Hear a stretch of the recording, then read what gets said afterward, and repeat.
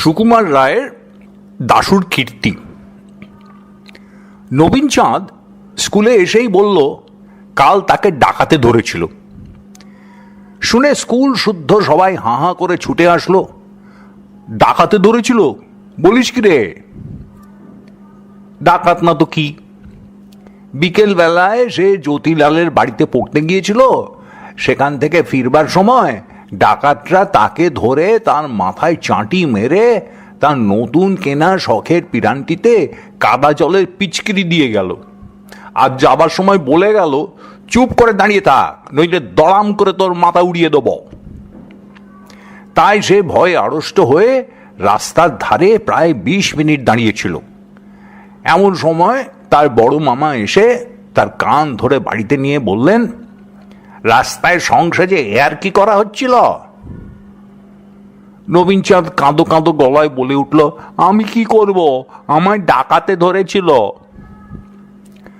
শুনে তার মামা প্রকাণ্ড এক চড় তুলে বললেন, ফের জ্যাঠামি।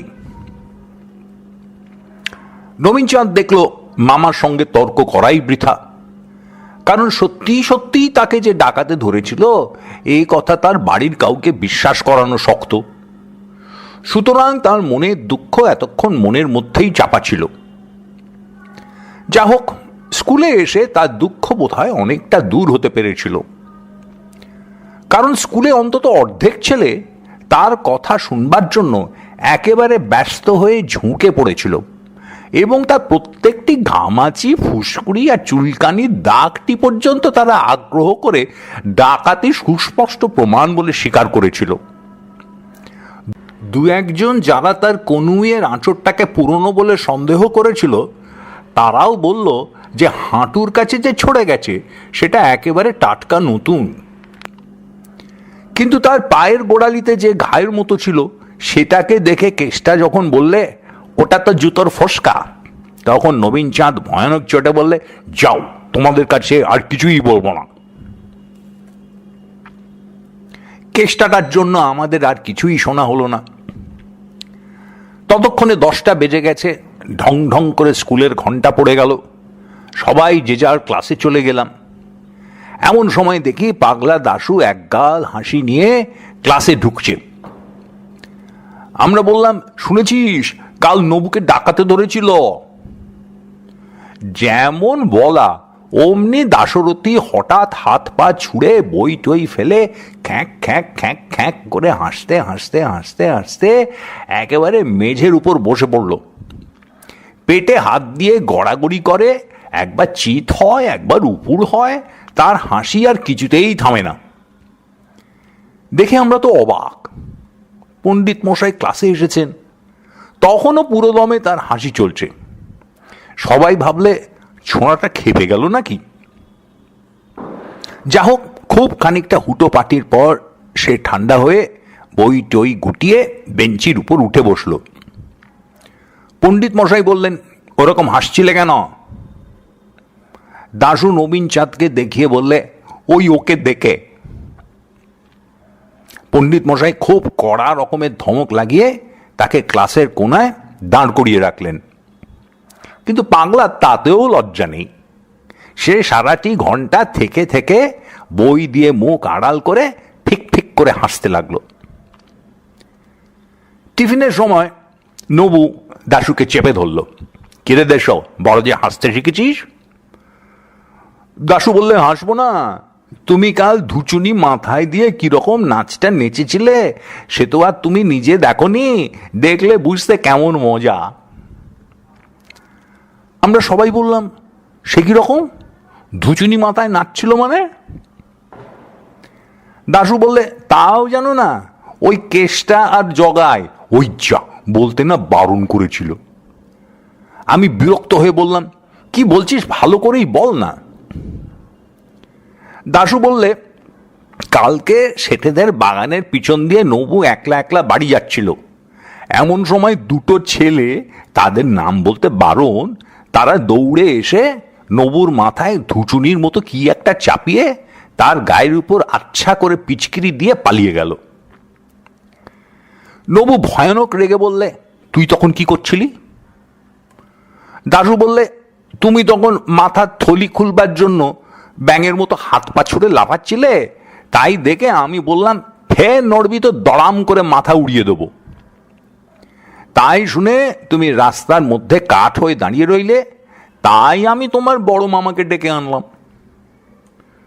নবীন চাঁদের যেমন বাবু আনা তেমনি তার দেমাগ, সেই জন্য কেউ তাকে পছন্দ করতো না। তার লাঞ্ছনার বর্ণনা শুনে সবাই বেশ খুশি হলাম। ব্রজলাল ছেলে মানুষ, সে ব্যাপারটা বুঝতে না পেরে বললে, তবে যে নবীনদা বলেছিল তাকে ডাকাতে ধরেছে। দাশু বললে, দূর বোকা, কেসটা কি ডাকাত? বলতে না বলতেই কেসটা সেখানে এসে হাজির। কেসটা আমাদের উপরের ক্লাসে পড়ে, তার গায়েও বেশ জোর আছে। নবীন চাঁদ তাকে দেখবা মাত্র শিকারী বেড়ালের মতো ফুলে উঠল, কিন্তু মারামারি করতে সাহস পেল না। খানিকক্ষণ কটমট করে তাকিয়ে সেখান থেকে সরে পড়ল। আমরা ভাবলাম গোলমাল মিটে গেল, কিন্তু তারপর দিন ছুটির সময় দেখি নবীন তার দাদা মোহন চাঁদকে নিয়ে হনহন করে আমাদের দিকে আসছে। মোহন চাঁদ এন্ট্রান্স ক্লাসে পড়ে, সে আমাদের চাইতে অনেক বড়।